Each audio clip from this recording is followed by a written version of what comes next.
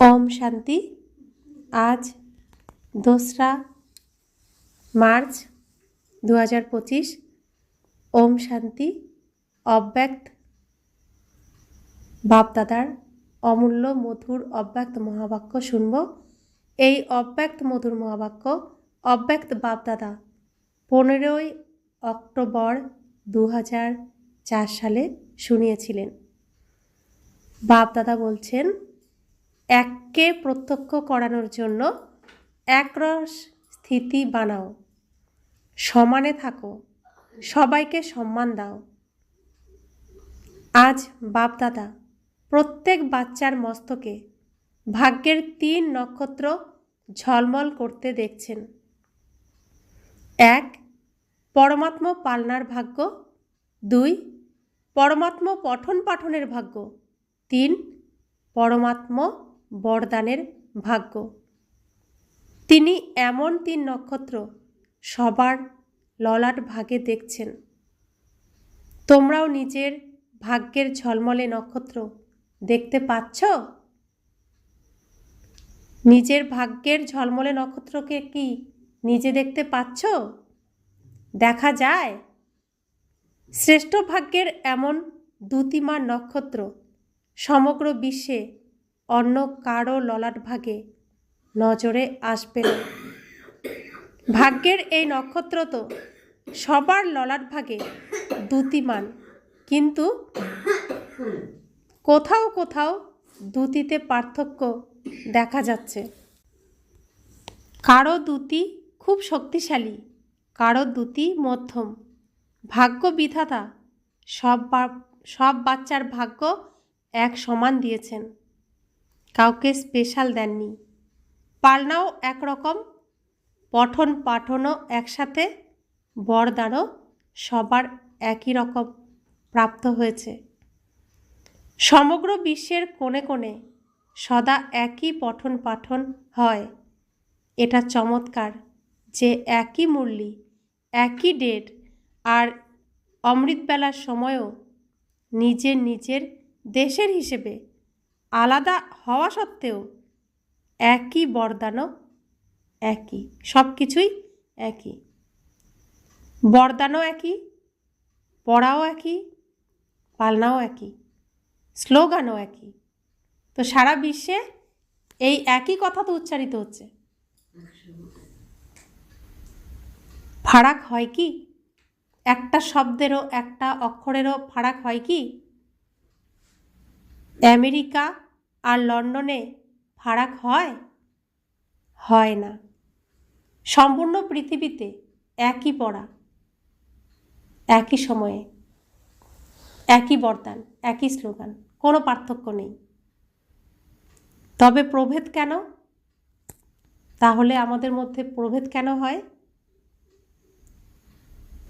চতুর্দিকে অমৃত বেলায় বাপ দাদা একই রকম পালনা করে থাকেন। নিরন্তর স্মরণের বিধিও সবার একই রকম প্রাপ্ত হয়। তাহলে নম্বরক্রম কেন? বিধি এক, কিন্তু সিদ্ধির প্রাপ্তিতে প্রভেদ কেন? চতুর্দিকের বাচ্চাদের প্রতি বাপ দাদার ভালোবাসাও একরকমই। এমনকি কেউ যদি তার পুরুষার্থ অনুসারে লাস্ট নম্বরও হয়, বাপ দাদা সেই একই ভালোবাসা থাকে লাস্ট নম্বরের জন্য। কি বলে ডাকেন? মিষ্টি মিষ্টি বাচ্চা, মিঠে মিঠে বাচ্চে, মেরে প্যারে বাচ্চে, লাডলে বাচ্চে, দিলকে নূর, নয়নকে নূর। তো বাবা প্রত্যেককে সমান ভালোবাসেন। তাছাড়া ভালোবাসার সাথে লাস্ট নম্বরের জন্য কৃপাও থাকে যে এই লাস্টও ফার্স্ট যাবে এবং ফার্স্ট হয়ে আসবে। তোমরা সবাই যে দূর দূর থেকে এখানে পৌঁছেছ, কিভাবে পৌঁছেছ? পরমাত্মা ভালোবাসা টেনে এনেছে তো। পরমাত্মা প্রেম ডোরের টানে এসে গেছো। তো মধুবনে আমরা বাবার ভালোবাসার জন্যই তো যাই। পরমাত্মা প্রেম ডোরের টানে এসে গেছি। তো সবার প্রতি বাপ দাদার ভালোবাসা রয়েছে।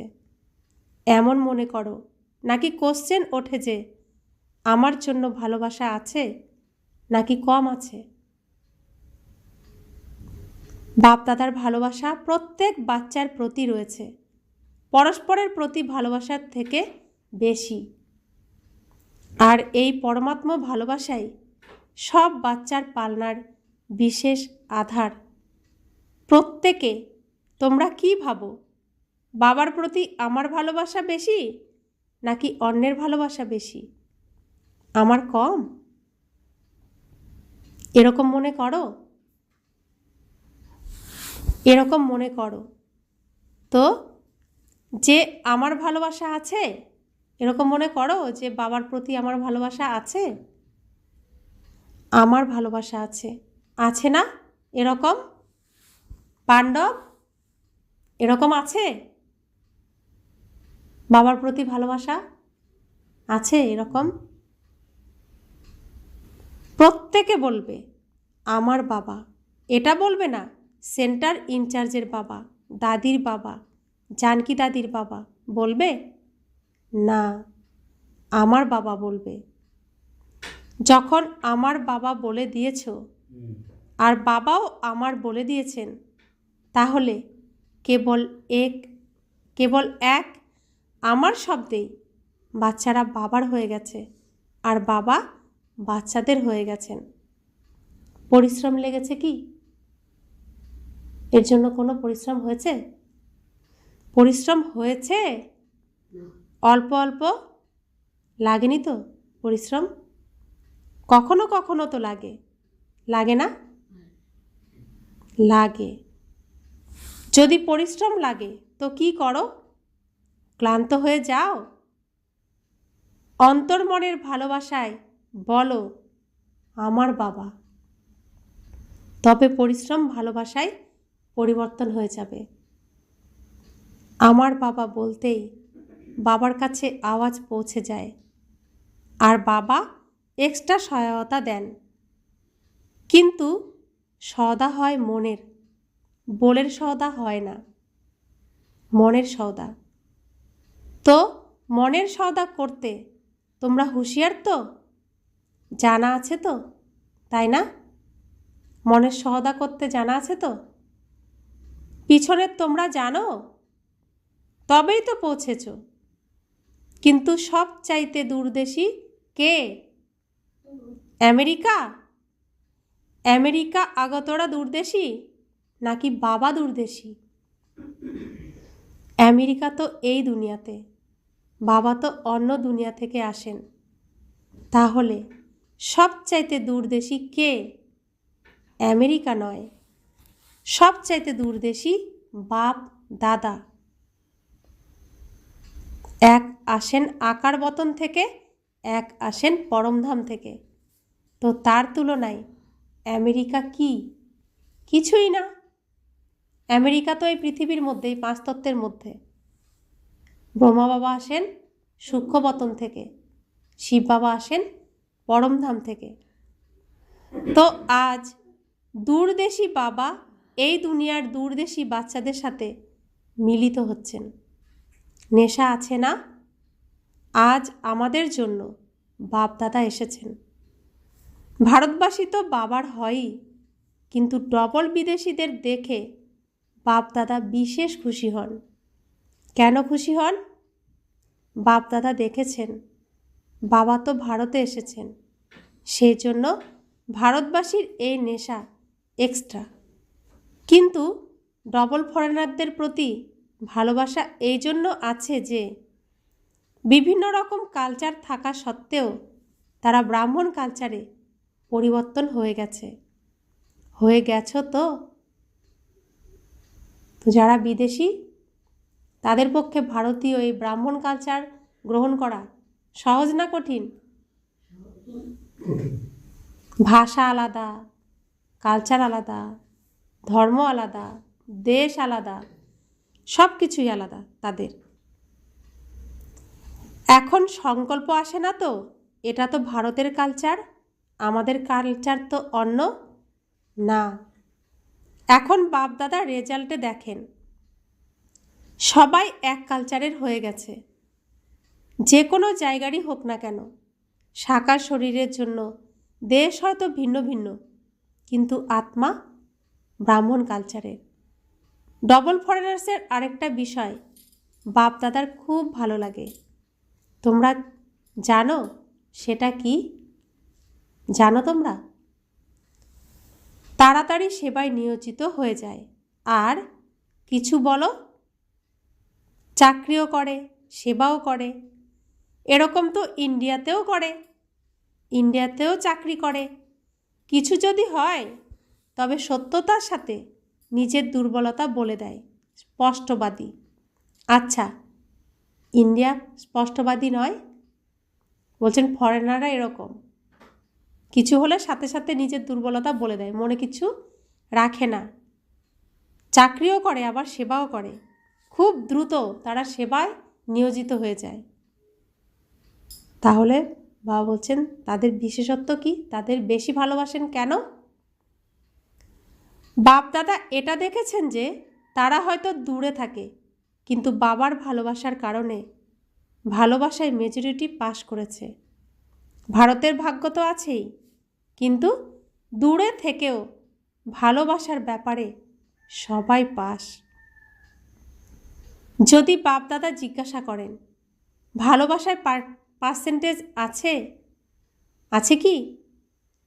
বাবার প্রতি ভালোবাসার সাবজেক্টে পার্সেন্টেজ আছে? যারা মনে করে ভালোবাসায় 100% আছে তারা হাত তোলো। সবাই হাত তুলেছে। আচ্ছা, 100%? 100% ভালোবাসো বাবাকে?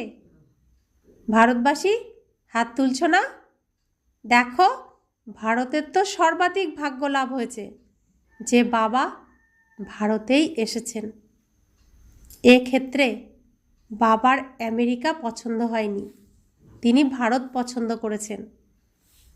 ইনি আমেরিকার গায়ত্রী বোন, সামনে বসে আছেন, সেজন্য আমেরিকা বলছেন। কিন্তু দূরে থেকেও ভালোবাসা অনেক। প্রবলেম উপস্থিত হলেও কিন্তু বাবা বাবা বলে সেটা মিটিয়ে নেয়। ভালোবাসার বিষয়ে তো বাপ দাদাও পাশ করিয়ে নিয়েছেন, এখন আর কোন বিষয়ে পাশ করতে হবে? পাশ করতে হবে, তাই না? করেছো আর করতেও হবে। তো বর্তমান সময় অনুসারে বাপ দাদা এটাই চান, প্রত্যেক বাচ্চার স্বপরিবর্তনের শক্তির পার্সেন্টেজ ঠিক যেমন ভালোবাসার শক্তির ক্ষেত্রে সবাই হাত তুলেছ, সবাই হাত তুলেছ তো? তো বাবা বলছেন তোমরা পাশ করেছো, করতেও হবে। আগের কল্পেও আমরা পাশ করেছিলাম, এখনও আমরা পাশ করব, ভবিষ্যতের কল্পেও আমরা পাশ করব। তো বাবা বলছেন যেমন ভালোবাসার শক্তির ক্ষেত্রে তোমরা সবাই হাত তুলেছ, স্বপরিবর্তনের তীব্র গতি কি এতটাই 100% হবে তো? এই ব্যাপারে অর্ধেক হাত উঠবে নাকি পুরো? কি উঠবে? স্বপরিবর্তনের ক্ষেত্রেও 100% পরিবর্তন করব তো? তো বাবা বলছেন তোমরা পরিবর্তন করো ঠিকই, কিন্তু সময় লাগে। সময়ের নৈকট্য অনুসারে স্বপরিবর্তনের শক্তি এত তীব্র হওয়া উচিত যেমন কাগজের উপরে যদি বিন্দু লাগাও তো সেটা কত সময়ের মধ্যে লাগে? কত সময় লাগে বিন্দু লাগাতে? বিন্দু লাগাতে কত সময় লাগে? সেকেন্ডও নয়, ঠিক কি না? তো এমন তীব্র গতি থাকে, এ ব্যাপারে অর্ধেক হাত উঠবে। সময়ের বেগ প্রবল, স্বপরিবর্তনের শক্তি এমনই প্রবল হতে হবে। আর যখন পরিবর্তনের কথা বলো তখন পরিবর্তনের সামনে সশব্দ সদা স্মরণে রাখো। পরিবর্তন নয়, স্বপরিবর্তন, অর্থাৎ নিজেকে পরিবর্তন। সময় যেমন এত তীব্র গতিতে এগিয়ে যাচ্ছে, আমাদেরকেও স্বপরিবর্তনের ক্ষেত্রে তীব্রতা এমনই আনতে হবে। বাপদাদার স্মরণে আছে বাচ্চারা বাবার কাছে প্রতিজ্ঞা করেছিল 1 বছরের মধ্যে সংস্কার পরিবর্তন দ্বারা সংসার পরিবর্তন করবে। মনে আছে তোমাদের? বছর উদযাপন করেছিলে সংস্কার পরিবর্তন দ্বারা সংসার পরিবর্তন। তো সংসারের গতি তো অতি মাত্রায় যাচ্ছে, কিন্তু এই গতির মতো সংস্কার পরিবর্তনের গতি এতটাই ফাস্ট হচ্ছে? বাস্তবে ফরেনের বিশেষত্ব হলো কমনলি অধিকাংশ ক্ষেত্রে তারা ফাস্ট চলে, ফাস্ট করে। তো বাবা জিজ্ঞাসা করছেন যে সংস্কার পরিবর্তনে তোমরা ফাস্ট? বাপদাদা এখন স্বপরিবর্তনের গতি তীব্র হতে দেখতে চান। সবাই তোমরা জিজ্ঞাসা করো তো যে বাপদাদা কী চান? নিজেদের মধ্যে আত্মিক বার্তালাপ তো করো না? তখন তোমরা একে অপরকে জিজ্ঞাসা করো বাপদাদা কী চান? তো বাপদাদা এটাই চান সেকেন্ডে যেন বিন্দু লেগে যায়। যেমন কাগজে বিন্দু লাগাতে যে সময় লাগে তার থেকেও ফাস্ট পরিবর্তনের ব্যাপারে যা কিছু ব্যর্থ তাতে বিন্দু লাগতে দাও। বিন্দু লাগাতে জানো তোমরা? জানো তো? কিন্তু কখনো কখনো কোশ্চেন মার্ক হয়ে যায়।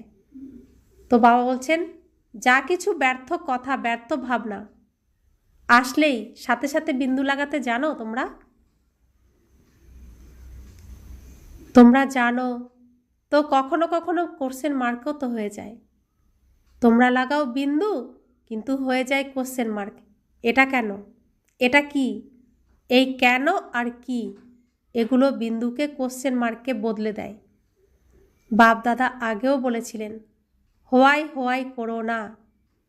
কেন কেন? কি করো না? কি করবে তবে? ফ্লাই কিংবা বাহ বাহ, বাহ বাহ করো অথবা ফ্লাই করো। হোয়াই হোয়াই করো না। হোয়াই হোয়াই করা এটা তাড়াতাড়ি এসে যায়, তাই না? এসে যায়। যখন হোয়াই এসে যাবে তখন সেটাকে বাহ বাহ বলে দাও।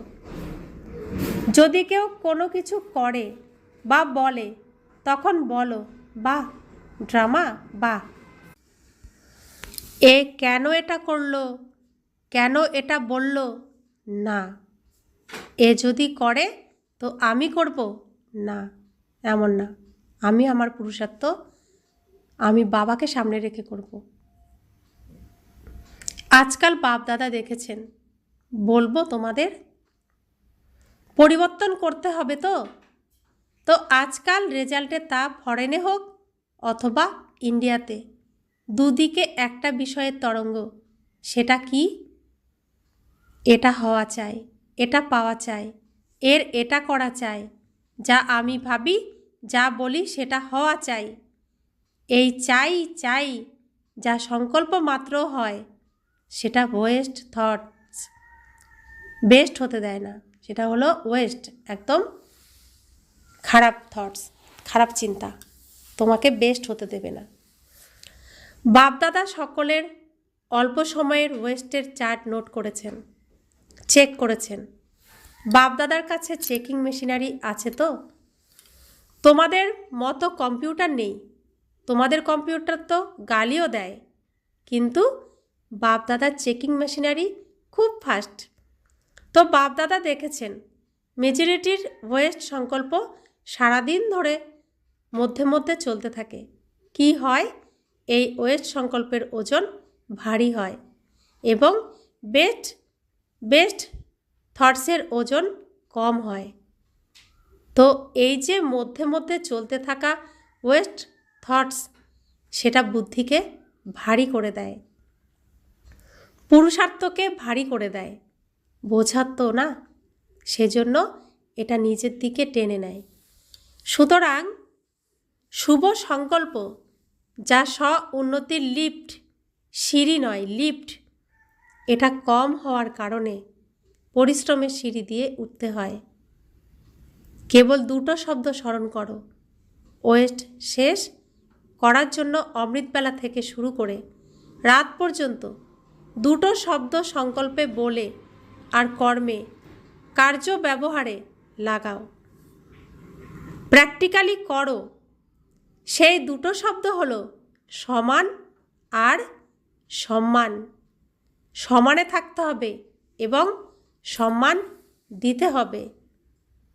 যে যেমনই হোক না কেন আমাকে সম্মান দিতে হবে। সম্মান দেওয়া আর সমানে স্থিত হওয়া, দুইয়ের ব্যালেন্স দরকার। কখনো তোমরা সমানে বেশি থাকো, কখনো সম্মান দেওয়াতে ঘাটতি থেকে যায়। এমন নয় যে কেউ যদি সম্মান দেয় তবে আমি সম্মান দেব, না, আমাকে দাতা হতে হবে। শিবশক্তি পাণ্ডব সেনা দাতার বাচ্চা, দাতা। সে দিলে আমি দেব, এটা তো বিজনেস হয়ে গেল, দাতা হলো না। তাহলে তোমরা বিজনেসম্যান নাকি দাতা? দাতা। দাতা কখনো গ্রহীতা হয় না। নিজের বৃত্তি আর দৃষ্টিতে এই লক্ষ্য রাখো, আমাকে, অন্যদের নয়, আমাকে সদা প্রত্যেকের প্রতি অর্থাৎ সকলের প্রতি, অজ্ঞানী হোক বা জ্ঞানী হোক, অজ্ঞানীদের প্রতিও কিন্তু শুভ ভাবনা রাখতে হবে। কিন্তু জ্ঞানী তো আত্মাদের প্রতি নিজেদের মধ্যে সব সময় শুভ ভাবনা, শুভ কামনা যেন থাকে। বৃত্তি যেন এমনই হয়ে যায়, দৃষ্টিও যেন এমনই হয়ে যায়। কেবল দৃষ্টিতে যেমন স্থূল বিন্দু আছে, বিন্দু কখনো অদৃশ্য হয়ে যায় কি? চোখ থেকে যদি বিন্দু অদৃশ্য হয়ে যায় তবে কি হয়ে যাবে তোমরা দেখতে পাবে? চোখের এই বিন্দু, চোখে এটা যদি না থাকে তাহলে দেখা যাবে? তো যেমন চোখে বিন্দু আছে তেমনি আত্মা বা বাবা বিন্দু নয়নে যেন সমাহিত হয়। চোখের মধ্যেকার যে বিন্দু দেখে সেটা যেমন কখনো গায়েব হয়ে যায় না, তেমনি আত্মা বা বাবা স্মৃতির বিন্দু বৃত্তি থেকে, দৃষ্টি থেকে যেন গায়েব না হয়। ফলপ্রদান করতে হবে তো যেমন বাবার দৃষ্টিতে বা বৃত্তিতে সব বাচ্চার জন্য সমান থাকে, সম্মান থাকে, তেমনি তোমাদের নিজেদের দৃষ্টি বৃত্তিতে যেন সমান সম্মান থাকে। তোমাদের মনে উৎপন্ন হওয়া ভাবনা এ পরিবর্তন হোক, এটা করা উচিত, এটা করা উচিত নয়, এটা এরকম হোক, এসব শিক্ষা দ্বারা হবে না। বরং যদি অন্যকে সম্মান দাও তবে মনে যে সংকল্প থাকে এটা হোক, এ পরিবর্তন হয়ে যাক, এটা এভাবে করা উচিত, তারা এসব করতে শুরু করে দেবে। তোমাদের বৃত্তি দ্বারা তারা বদলাবে, তোমাদের বলাতে তারা বদলাবে না। সুতরাং কি করবে? সমান আর সম্মান দুই স্মরণে থাকবে। থাকবে তো? নাকি শুধু সমান স্মরণে থাকবে? সম্মান দেওয়া অর্থাৎ সম্মান নেওয়া। কাউকে মান দেওয়া মনে করো মাননীয় হওয়া। আত্মিক ভালোবাসার লক্ষণ হলো অন্যের খামতি নিজের শুভ ভাবনা, শুভ কামনার দ্বারা পরিবর্তন করা। এখন বাপ দাদা লাস্ট বার্তাও পাঠিয়েছেন যে বর্তমান সময়ে নিজের স্বরূপ মার্সিফুল বানাও, উদার চিত্ত। লাস্ট জন্মেও তোমরা নিজের জড়চিত্র মার্সিফুল হয়ে ভক্তদের প্রতি কৃপা করেছ, কৃপা করছে।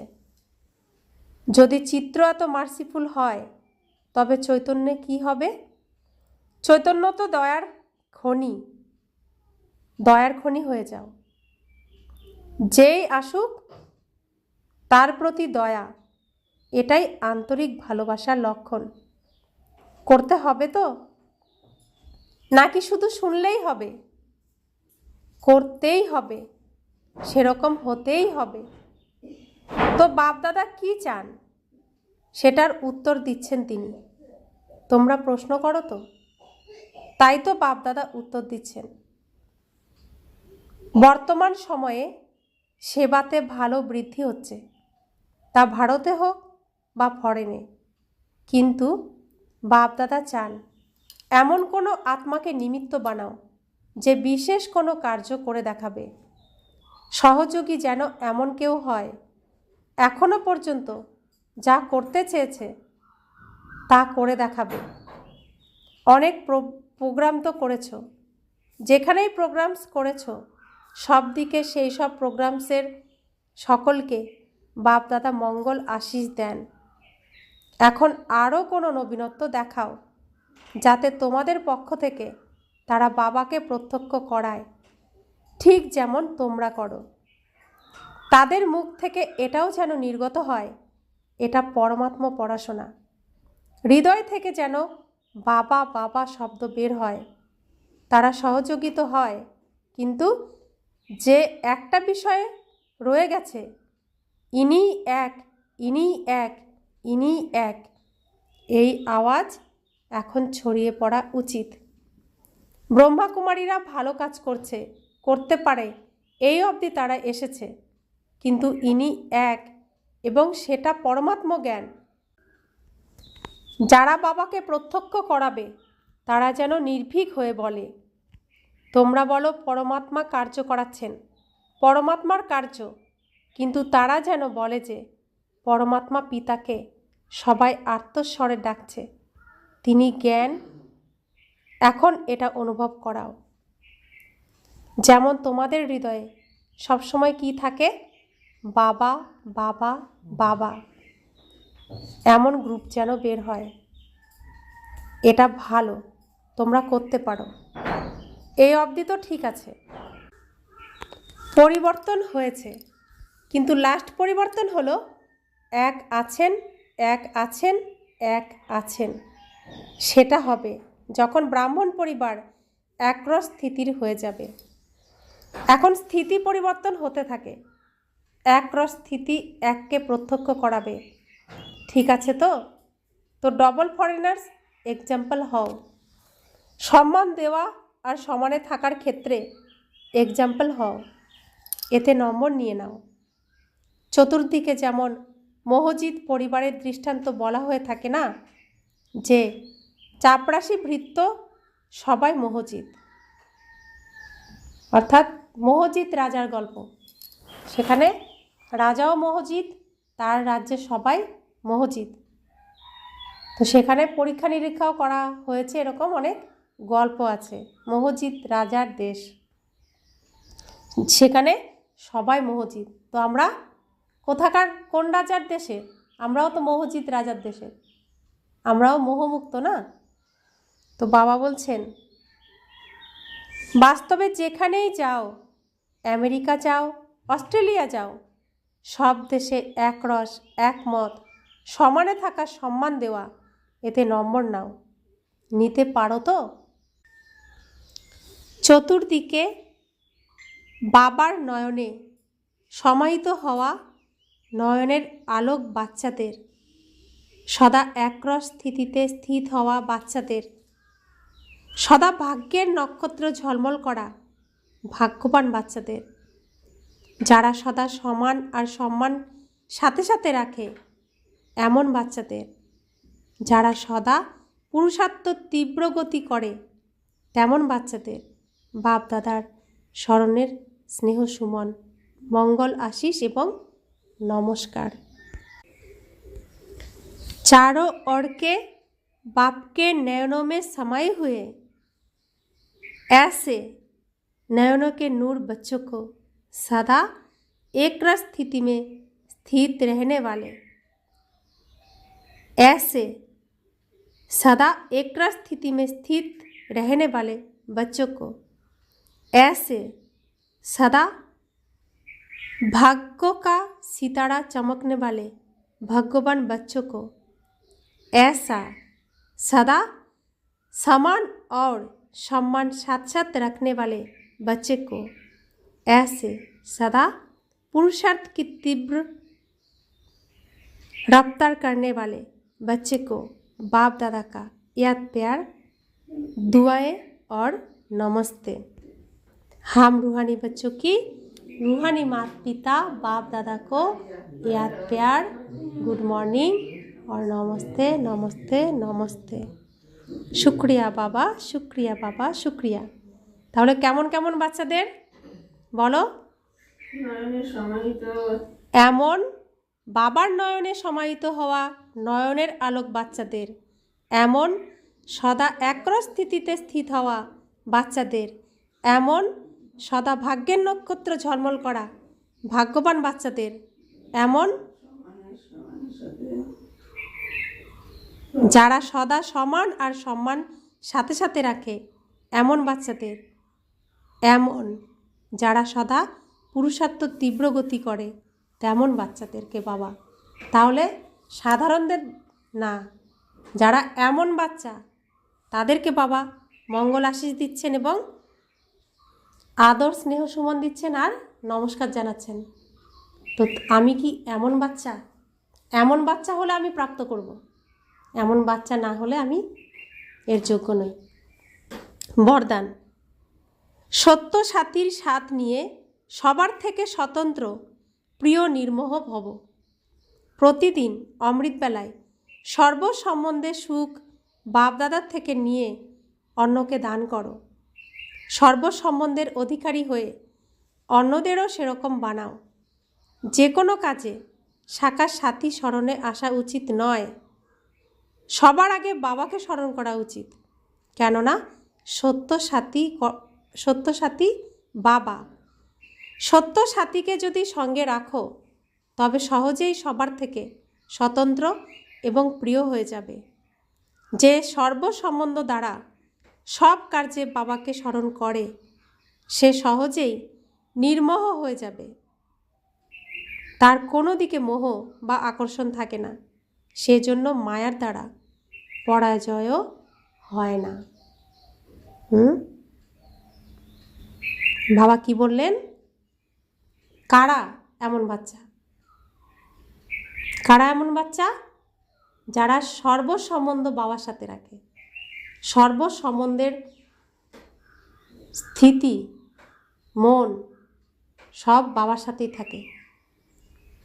সমস্ত কাজে সবার আগে বাবাকে স্মরণ করে, সাকার সাথীকে পরে স্মরণ করে, তেমন বাচ্চাদের জন্য আজকে বরদান।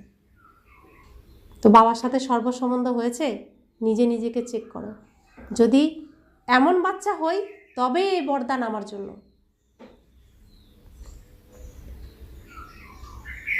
স্লোগান। মায়াকে দেখার জন্য এবং জানার জন্য ত্রিকালদর্শী ও ত্রিনেত্রী হও, তবে বিজয়ী হবে। মায়াকে পরখ করতে হবে, তো কোনটা মায়া কোনটা সত্যি, তো সেটা জানার জন্য ত্রিকালদর্শী আর ত্রিনেত্রী হতে হবে, তবেই বিজয়ী হতে পারবো। আজকের অব্যক্ত ইশারা। একান্ত প্রিয় হও, একতা আর একাগ্রতাকে ধারণ করো। সত্যতার লক্ষণ হলো সভ্যতা। যদি তুমি সত্য হও, তোমার মধ্যে সত্যতার শক্তি থাকে, তবে সভ্যতাকে ছেড়ো না, সত্যতাকে প্রমাণ করো, কিন্তু সভ্যতাপূর্বক। যদি সভ্যতা ছেড়ে অসভ্যতাকে নিয়ে সত্যকে প্রমাণ করতে চাও, তবে সেই সত্য প্রমাণ হবে না। অসভ্যতার লক্ষণ হলো জিদ আর সভ্যতার লক্ষণ হলো নিরহংকার। যারা সত্যকে প্রমাণ করে তারা সদা সর্বদা স্বয়ং অহংকার শূন্য হয়ে সভ্যতাপূর্বক ব্যবহার করবে।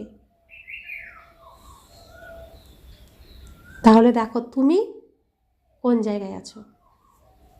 এটাও তোমার জন্য, যে এরকম বাচ্চা তার জন্য। যে সত্য তার মধ্যে সভ্যতা থাকবে, যে অসত্য তার মধ্যে সভ্যতা থাকবে না। তো বাবা বলছেন সত্যকে তুমি প্রমাণ করতে যাচ্ছ, কিন্তু অসভ্যতার আধার নিয়ে তুমি প্রমাণ করতে যাচ্ছ, তাহলে সত্যতা প্রমাণ হবে না।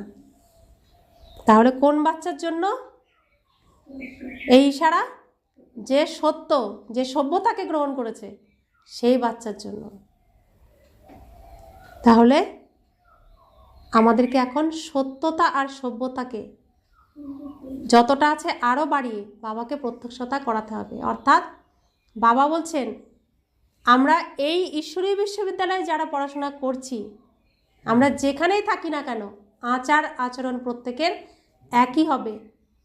সবাই বলবে এরা একের কাছে পড়ে, এদের আচরণ দেখো কত শ্রেষ্ঠ, কত সুন্দর। তখনই বাবার প্রতি সকলে আকৃষ্ট হবে। তো সবটা কার উপর দায়িত্ব? আমাদের উপর দায়িত্ব, আমাদেরকেই করে দেখাতে হবে। ওম শান্তি।